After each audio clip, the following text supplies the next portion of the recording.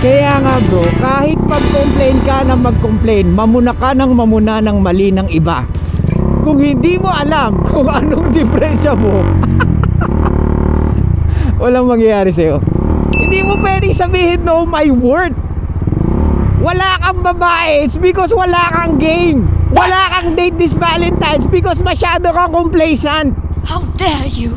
Wala kang chicks ngayon is because hindi mo alam kung paano mag-attract ng babae. And that's the truth. Gets mo? Kung ang babae, binavalue natin yung ganda nila, ang mga babae, binavalue how successful we are in every corner with our life, money, women, ano pa, knowledge. Kaya nga kung boring ka kausap, hindi ka makakabul bro. Hindi mo pwede sabihin, bakit? I know my worth naman.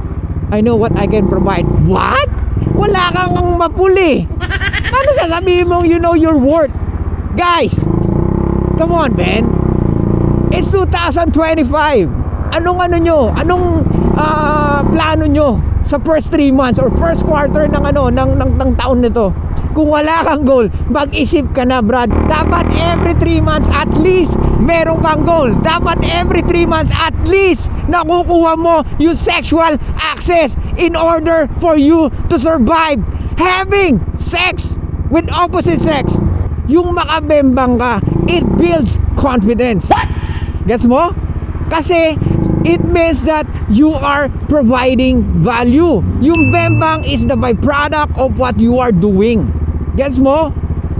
Kaya nga kung binibigay sa'yo ng libre, hindi mo na-appreciate right away. Na-appreciate mo lang yung bembang pag hindi mo na nakukuha. Diba? And let's be fucking honest. Hindi tayo magaling kung wala tayong napupul na babae. And that's the truth. What? Kaya wag nyong wag nyong isabotahe yung galing nyo kasi meron kayong galing. Ang problema, pinipilit mong ilagay sa utak mo na worth it ka as a person. No, you're not. How dare you? Hanggat wala kang kayang i-provide at hanggat hindi ka nakakapul ng babae na for so many years single ka pa rin, ibig sabihin you don't know how to attract women. What? Hindi nyo alam kung anong power ng feminine sa buhay ng isang lalaki. Kaya nga basahin nyo yung The Way of the Superior Man. Kasi dun nyo makikita or at least kahit pa paano maiintindihan mo ang men's nature and women nature. Ulitin ko, we as a men, we need to provide value. Kasi kung wala kang value, alam mo na kung anong tingin nila sa'yo. How dare Para kang you? sundalo na nasa harap or front line of defense na willing to die. Para kang pawn sa chess na willing pakain para lang magtagumpay yung king. Para kang pawn sa chess na willing pakain para lang maka-advance sa game.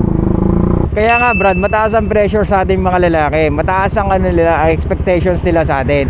Kung gusto mo maging leader at kung gusto mong tinitingala ka ng karamihan at nilulook up ng karamihan dahil gusto mo maging leader, then you need to provide something.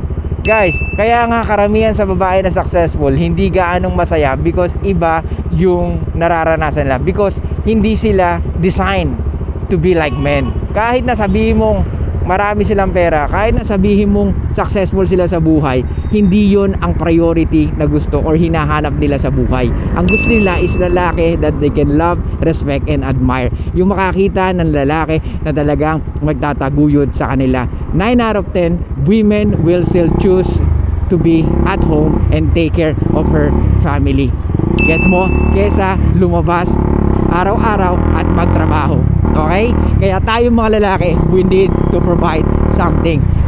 Know my worth is a scam for us as a men. Pang babae yan. At wag na wag mong gagamitin yan. Know your worth is for women. Okay? Mas makabuluhan kung gagamitin mo ang pagiging logical mo or rational mo bilang lalaki.